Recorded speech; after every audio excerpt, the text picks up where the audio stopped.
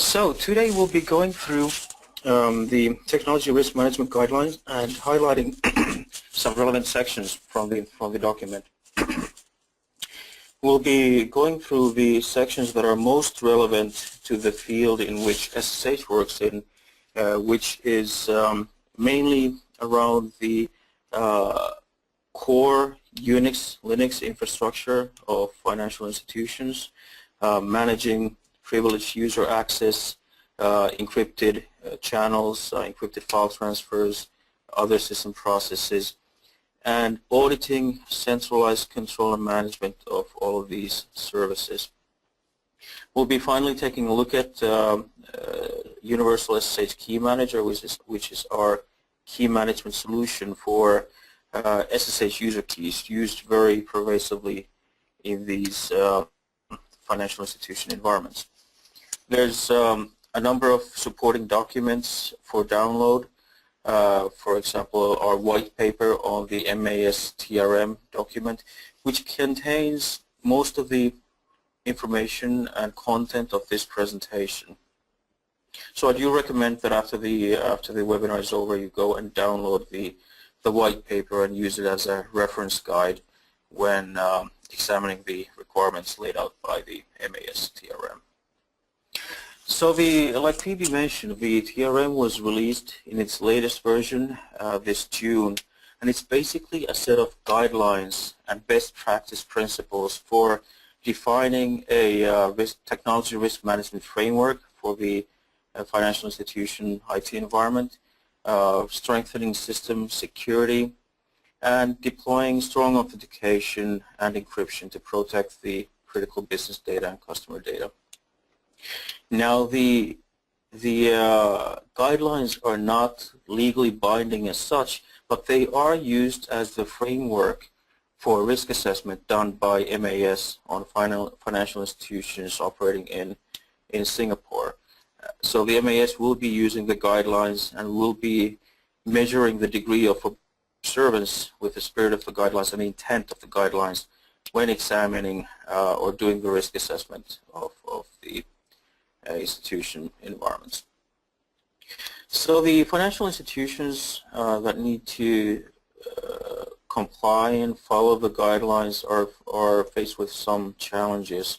The first is how do the high-level guidelines laid out in the document map into the actual operational environment and the IT infrastructure of the institution.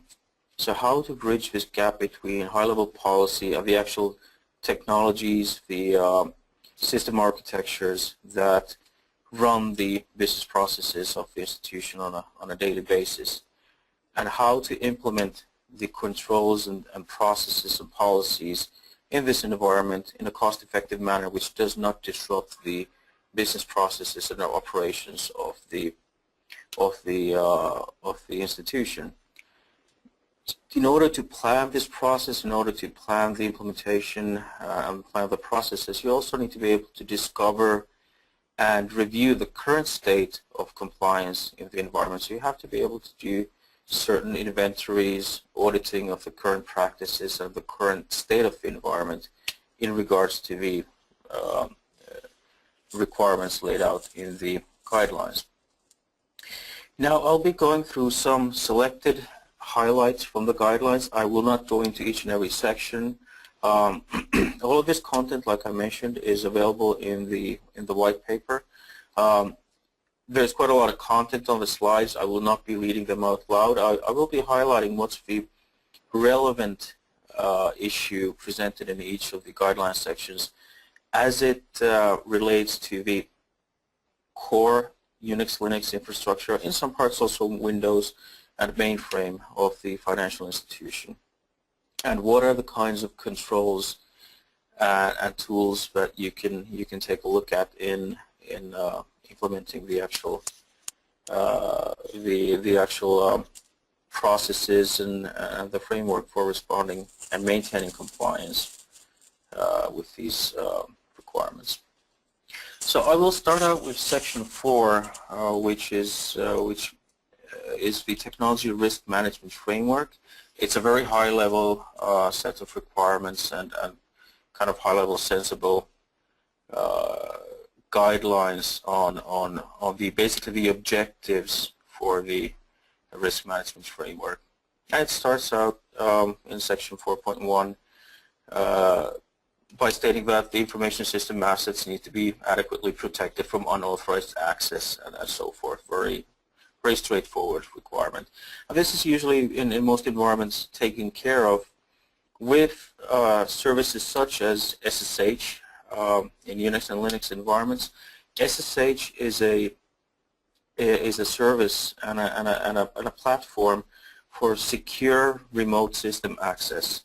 It's used by system administrators, root users, privileged users, as well as applications, scripts, batch transfers, batch jobs, file transfers, remote system procedures, backup procedures, and so forth. It's basically a channel for accessing critical IT resources securely and safely, and provide services like encryption of data in transit and strong authentication. Now, a very typical authentication mechanism used in the SSH environments is public key authentication, and these keys, these access credentials, need to be maintained and managed and audited in financial institution environments. And I will go into some of the core reasons behind that. We do have a platform available, the Universal SSH Key Manager, that offers the services required to maintain keys all the way from key creation, deployment, discovery, auditing, and lifecycle management. And I will be going through some more details of that solution platform in the later slides. Most of the content of the presentation is focused on the guidelines themselves, not on the actual solutions or products, product details, technical details. And we do have other presentations, webinars, and white papers on that subject as well. So we can, if you have any questions around the platform, around the solutions, please let us know. We'll be providing you with all the supporting material that goes into more details on the technology itself. Now, SSH user keys are a cryptographic public key, private key pair which govern access over the network to servers in the environment. The user is in possession of the private key, and it gives him access to all the servers and server accounts on which the public keys reside. The public keys are typically used for automated processes and functional or application IDs, batch file transfers, remote system calls, any network transactions, and so forth. But they are also used for interactive connections by privileged users like administrators, root account users, and so forth in their daily administration work of the IT environment. Now, why these keys and managing these keys have been somewhat neglected in financial institutions in the past is that a lot of the institutions have focused on the interactive human access by you and me, often with passwords or through identity and access management systems and so forth. But the bulk of the authentication credentials in daily use in financial institutions is often formed by these SSH keys that are used for the machine-to-machine connections, the transactions, the file transfer jobs, and backup processes, and so forth. And they often outnumber the interactive human users by a factor of 10 to 15. And this leads to a considerable risk unless these access credentials are mapped out, audited, inventoried, and maintained in a systematic way. Moving forward to section 4.2, that concerns itself with identification of the security threat related to denial of service attacks, internal sabotage, or malware. And again, when we take a look at these access credentials used by the privileged accounts, the system accounts, application accounts, if compromised, they can be used as an attack vector into the environment and as a way, a mechanism of spreading the malware or the Trojan or the cyber weapon throughout the environment to do its damage or to steal data. And once data is stolen, the malware can actually use the existing framework of encrypted network channels, for example by SSH, to export the stolen data through the environment firewalls. Now, the reason why this is such a considerable threat is that most of the organizations that we work with have, on the average, anywhere between 8 to more than 100 SSH keys granting access to each Unix and Linux server. And the mesh of machine-to-machine connections and the trust relationships formed by these keys is so dense that if a malware or an attacker is able to compromise a machine, elevate its privileges to root, and steal all the access keys now available to the root account, it can automatically spread to other machines in the environment, other root accounts, and then spread very thoroughly throughout the environment until it's spread wide enough that it can start doing its damage or to start gradually stealing data, for example. Moving forward to section 5, managing outsourcing risks. This section is mainly concerned about outsourcing certain critical services for the IT environment, anywhere from external support staff, engineering resources, managed environments, hosted environments. And basically, the guidelines go through some high-level requirements, the objective of which is to ensure that these external service providers do not pose an elevated security risk for the environment, and that they are subjected to the same scrutiny, the same processes as the internal users. So this means that on one hand, the institution needs to ensure that all the service provider access is governed, controlled, monitored, and can be audited so that individual accountability of all system access by external users can be enforced. And to implement this, we have developed a solution called Crypto Auditor, and one of its very typical core use cases is to enable an organization to fully audit the IT administration operations carried out by outsourced IT staff, also over encrypted channels like SSH and Windows Remote Desktop.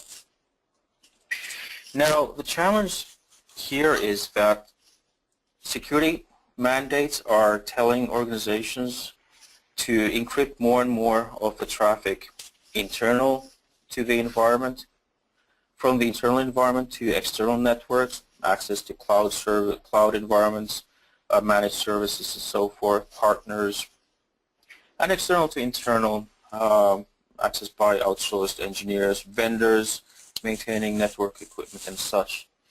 But when encrypted, all this traffic is now unreadable by firewalls, intrusion prevention systems, DLP solutions and such. So the challenge is, how do we trace and audit users' activities over the encrypted channels, and how do we ensure that they do not become a blind spot for the organization, that they're not used as an access vector, an attack vector into the environment, or as a channel to export stolen data from within the environment itself. The approach that Crypto Auditor does is that it enables the organization to freely deploy a number of inspection points or trusted audit points that we call Crypto Auditor hounds. These are appliances, either virtual or hardware appliances, that have the capability to unencrypt encrypted network traffic, inspect it, enforce controls, enforce security policies upon the contents of the traffic, and also provide a copy of the traffic to DLP systems, intrusion detection, and other network security infrastructure components that previously were not able to inspect the contents of encrypted traffic. And this solution is completely transparent. It doesn't change the user experience in any way.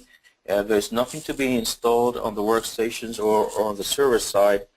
And its most powerful capability is to store a full copy of all the user sessions into a centralized and secure vault for session recreation and playback as part of incident response, peer review, troubleshooting, or other processes later on.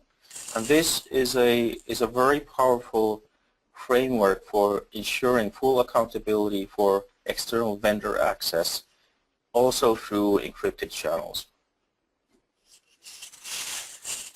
Moving forward to Section 6, this is a very high-level requirement, 625, and it's mainly about the separation of production and non-production environments. So the organization is responsible for ensuring that it's able to either physically or logically separate the test environment, the development environment, from the actual production environment.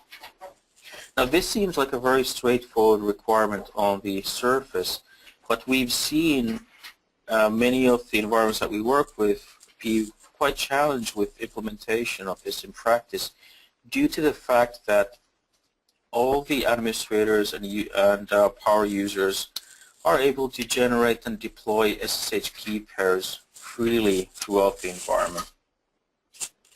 And this leads to situations like the one described in this case example. It's a global top 5 bank. They have about 10,000 servers on their network, and upon their estimate, they expected that they would have about 300,000 to 400,000 SSH keys in total in this environment. We have done a key scan project with them, and we actually have identified about 1.5 million SSH keys in the environment, 10% of which were undocumented and also provided root access to the servers on which they resided. The auditors of this organization concluded that the organization did not have real ability to monitor and enforce SSH access to, for example, segregate production environments from non-production environments. This caused them to fail both a Sarbanes-Oxley and a MAS audit. Now a simplification of the situation is presented on this slide. The organization basically thought that they had nicely and cleanly separated their production environment from the testing environment, but upon doing a detailed key scan, we found examples of public keys on production servers that had corresponding private keys in the development environment, in the testing environment, and vice versa, creating all sorts of access paths, undocumented access paths between the production and testing environments. And a more realistic picture of the situation is presented on this slide, where you can see, well, depending on your network resolution, it's quite detailed. You can see that the mesh of access paths created by the SSH keys between servers is actually so dense that without the proper tools and processes in place for managing these keys, their deployment, verification, and so forth, it's actually impossible in practice to keep the situation under control. Section 7 is concerned mainly on logging all system administration activities in order to be able to do cause analysis as part of incident response and problem management, identifying the root cause of problems in order to be able to eliminate them. And it outlines system logs as a tool for doing this.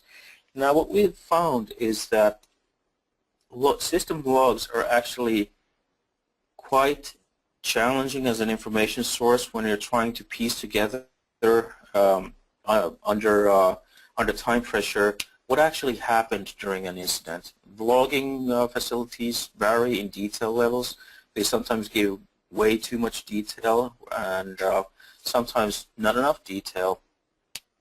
And combined with the fact that privileged users, the root users, are often able to kill processes, disable monitoring agents, maybe erase logs to cover their tracks, it makes system logs quite a limited tool for reliably reconstructing an event as part of an incident response process. Now, the crypto auditor solution that I mentioned, it actually stores not only system logs but all the packet contents of remote system access by privileged users, which enables us to play back the full session as if you were watching it over the administrator's shoulder. You see what the administrator typed, you see what he saw on his screen, and this actually enables us to much more powerfully piece together what happened during an incident and respond to it rather than trying to analyze it through just system logs. Jumping to Section 9, Operational Infrastructure Security Management, and this section actually has several subsections or guideline requirements that are relevant for the security management of Unix and Linux environments. Starting with the high-level guidelines, taking into account data loss prevention strategies for data at endpoints, data in motion, and data at rest. Now, the SSH infrastructure is mainly concerned about securing data in motion. Now, of course, as an access path to system resources, it also protects data at endpoints and data at rest. But in regards to DLP, again, we face the challenge that network-based DLP solutions are not able to inspect the contents of encrypted data in motion. So pairing together the Crypto Auditor Hound with a DLP appliance, for example, RSA DLP, we can provide the contents of encrypted traffic to the DLP appliance through the ICAP protocol in an unencrypted format, which enables the DLP appliance now to inspect the contents of the traffic. The DLP appliance can then respond to the Crypto Auditor Hound if it finds something that is alerting, and it can instruct the Crypto Auditor Hound to terminate that particular action, a file transfer, for example, or to drop the SSH or SFTP connection altogether. So the Crypto Auditor is actually an enabling technology for DLP solutions, which gives them access to a much greater proportion of the critical network traffic, which often is encrypted. Moving forward, Section 9.1.5 is concerned with protecting information sent through networks by using encryption. Now, this is the bread and butter of SSH and SFTP. We provide encrypted file transfers, secure file transfers with strong authentication, and several different components for implementing these. And the requirement that the encryption key should be sent by a separate transmission channel, well, we can provide a mechanism for distributing and deploying the public keys used for example, SFTP file transfers using a component called User Portal of our Universal SSH Key Manager. And we can take a closer look at that on some of the following slides. Section 9.1.6 is concerned about enforcing the least privilege principle in access to confidential information. Now again, this can be for human interactive users. This can be implemented through a variety of ways, and actually needs to be implemented through a variety of ways or mechanisms. But the fact is that unless you're also managing your SSH keys, they can present a real vulnerability or a weakness for the access controls, and provide a form of backdoor access onto servers that can be used to circumvent identity and access management systems. So again, managing the SSH keys that are used by privileged users, as well as critical non-interactive accounts, batch jobs, application accounts, and so forth, is a very relevant part of enforcing these principles in the operational environment. Section 9.3 is concerned with security configuration management. Now, the SSH server or SSH daemon configuration files govern access onto the servers, Unix and Linux environments. It's a critical configuration file, and I cannot stress this enough. They need to be controlled and managed, and the settings of the SSH infrastructure need to be centrally defined and enforced throughout the environment, because if you allow privileged users to change the SSH server settings on the servers that they manage at will, they can change very critical parameters of system access, including root access, creating backdoors and undocumented access paths into the environment, for example.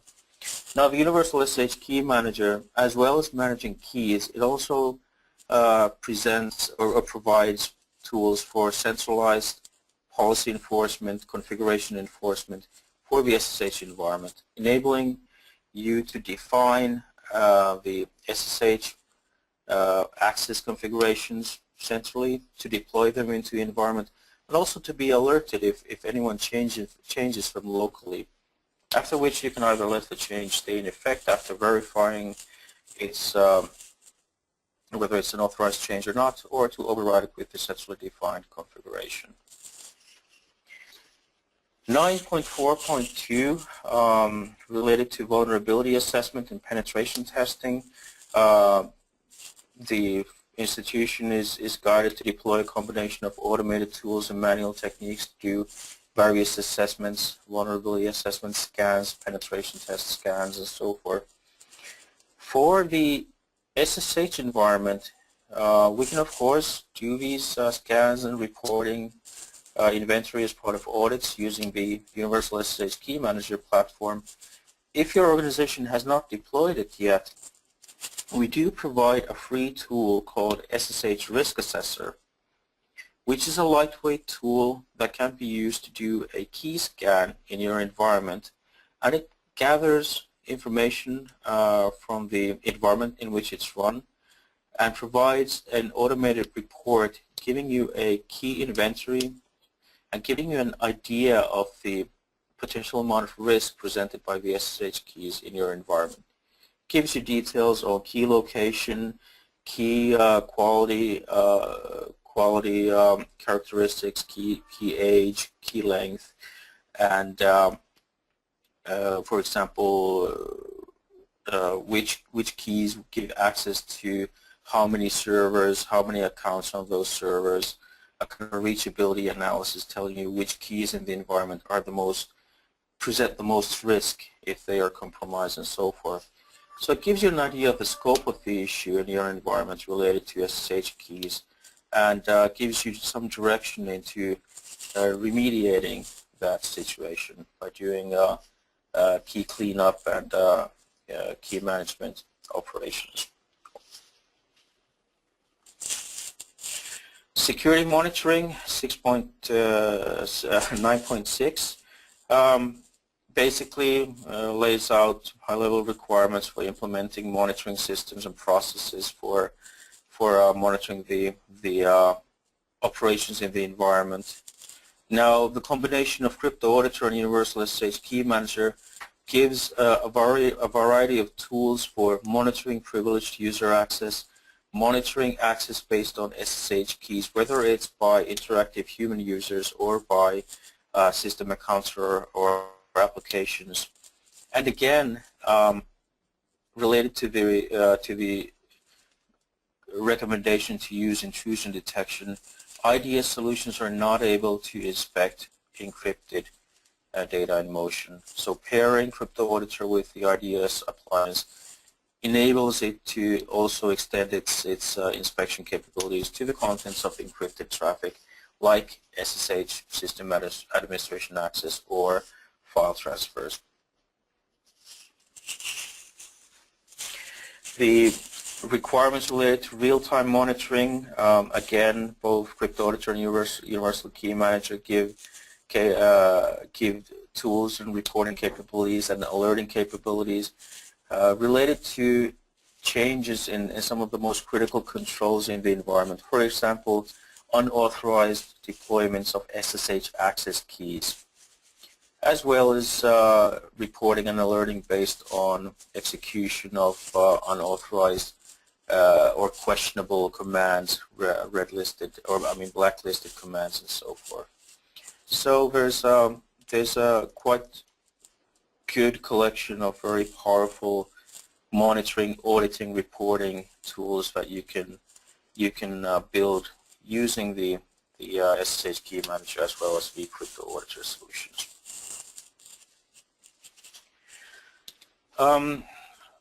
The sections 9.6.5, 9.6.6 are again concerned with reviewing security logs and protecting these logs. And all the logs provided, collected, created by the Key Manager, the audit trails created by Crypto Auditor, they are stored in secure repositories to which the actual administrators whose activities are being logged do not have access to. So this is very important, that the admins who administrate your servers, that they're not able to touch the logs which record their activities for obvious reasons, for accountability and integrity, forensics, and so forth. Section 11, access controls. So this is very much concerned about again, segregation of duties, enforcing the never alone principle, and strong access controls. Again, SSH keys are very critical in maintaining strong access controls in the Linux environment. Crypto Auditor enables you to build scenarios like four eyes monitoring of encrypted access by privileged users. So you're able to have an internal operator monitor the activities in real time when, for example, an external vendor accesses a particularly critical part of the environment, and so forth. User access management, again, there's quite a lot of repetition here, but it just reflects the fact that the control and auditing and monitoring of privileged user access of the access mechanisms used by those users is in the very core of a lot of the requirements laid out in security policies and compliance mandates like this one. So in order to enforce the need to use spaces, in order to enforce supervision, access restrictions, and monitoring, you do need to manage the access credentials, the SSH keys, and again, an audit solution like Crypto Auditor gives you the ability to do four eyes monitoring, to do full session playback, to really enforce independent audit and accountability of privileged users. User access management, again, Key Manager can monitor the use of SSH keys to identify dormant and unused keys, which can then be, this information can be used as the basis for revoking unused keys and orphaned keys from the environment to make sure that they do not present a source of risk in the environment over time. Now this section 11.1.5 is concerned about passwords and the quality of controls, the quality of passwords themselves and the controls applied over them. But again, like we discussed earlier, passwords are really the tip of the iceberg along the access credentials in most financial services institution environments. And similar quality controls and lifecycle management that are being enforced on passwords need to be extended to other authentication credentials like SSH keys. And this is actually a change that is being developed and seen in many other compliance mandates like the PCI DSS Payment Card Industry Standard version 3.0 that's coming out next month. And so we're seeing also other compliance mandates extend the same scrutiny that is currently applied to passwords to other authentication mechanisms like SSH keys, certificates, tokens, and such. 11.1.6 again wants to ensure that no one has concurrent access to both production systems and now backup systems, which is another non-production environment. So like presented earlier, SSH key management is a core factor of ensuring there's no undocumented, unauthorized access between production and non-production environments. Privileged access management lays out a number of requirements for monitoring, for controlling privileged user access, very sensible requirements. And again, strong authentication mechanisms like public keys can be implemented obviously with SSH environments. We also provide solutions for one-time password over SMS by TechDev Mobile ID, enabling our users to use their mobile phone as a strong authentication token. And again, when we go through these requirements set out in this part of the guideline, monitoring privileged user access and managing the access credentials, managing the keys is the central part of enforcing practically all of these requirements. On this section 12, online system security, there's a couple of sections. 12.1.3 guides the financial institution to adopt encryption algorithms that are international standards, that are open standards, subjected to scrutiny by the international community. And the SSH protocol, SFTP, that's part of the SSH protocol suite, invented by the founder and CEO of SSH Communication Security, is an IETF standard for secure system access and file transfer. It's a long time industry standard. It's built into practically all the major Unix and Linux platforms, and is actually a very cost-effective framework to implement secure system access, secure file transfer across platforms, ranging from Unix, Linux, Windows to IBM mainframes. The requirements for two-factor authentication and also protecting the users of online systems from man-in-the-middle or man-in-the-browser attacks are mechanisms and controls that can be implemented by TechDev Mobile ID, another solution of ours which provides strong two-factor authentication services and also services for transaction authorization and protection from man-in-the-middle or man-in-the-browser attacks by providing an independent channel for authentication and transaction confirmation using SMS messaging. Finally, Section 13 is concerned over payment card fraud and protecting sensitive payment card data. Now, SSH Communication Security is a participating organization in the PCI Security Standards Council, which publishes the PCI DSS security standard for environments processing credit card data. As I mentioned earlier, the next version of the PCI DSS, version 3, is to be published next month, and it will offer clarifying language on managing authentication credential qualities from passwords to also other authentication methods like authentication keys. There will be a wealth of materials, documentation, white papers, webinars on the next version of the PCI DSS standard published by SSH in the upcoming months. So please do also download those materials and join the webinars which will examine the payment card security arena in more detail.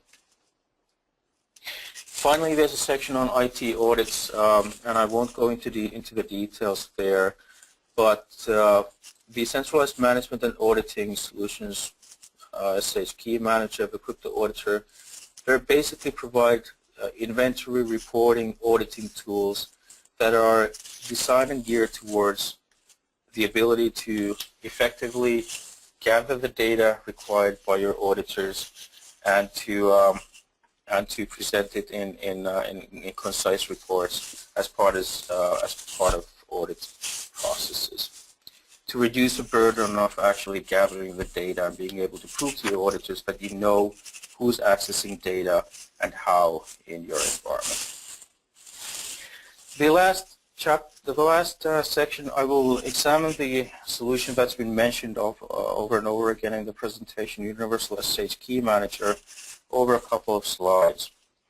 Now, the Key Manager is a platform for remediating SSH key access, and it's a platform for taking our customers through several different phases in finding out the current state of their environment with discovery of SSH keys, mapping out the trust relationships and access paths created by those key pairs, monitoring the key usage to identifying usage of private keys from multiple locations, unused keys, and so forth, and then gradually taking the environment under control by enforcing key management policies, disabling the users from freely creating their own key pairs and deploying them, and then to do full lifecycle management of the keys over time, key rotation and key revocation, and for monitoring the state of the environment to ensure that the SSH keys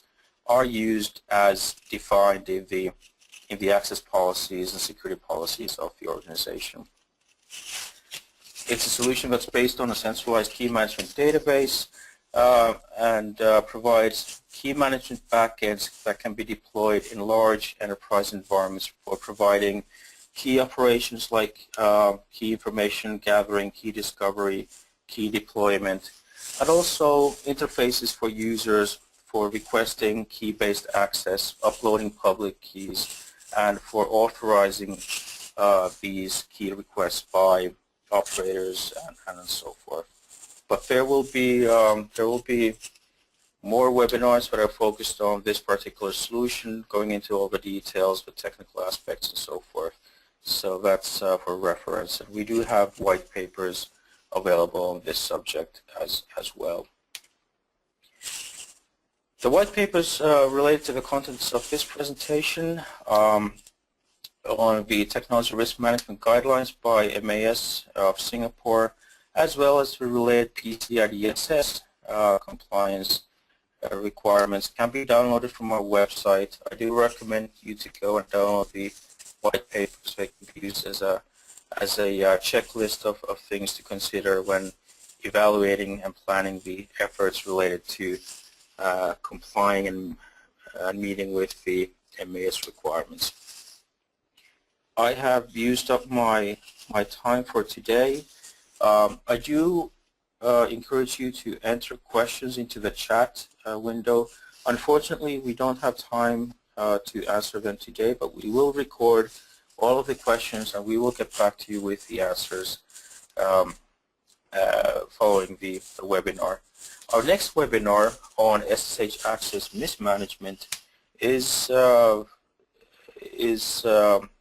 next week on Thursday at 2 p.m. Singapore time. It features some of the latest findings on identity and access management by the Gartner Group. So I do recommend you to join us next Thursday as well for our next webinar. Thanks everyone for your time this afternoon, and do let us know of your questions. And for relating to the actual solutions mentioned in this presentation, we will be happy to provide you with online demonstrations, one-on-one web meetings, and discussions on how they can be deployed and utilized in your particular environment.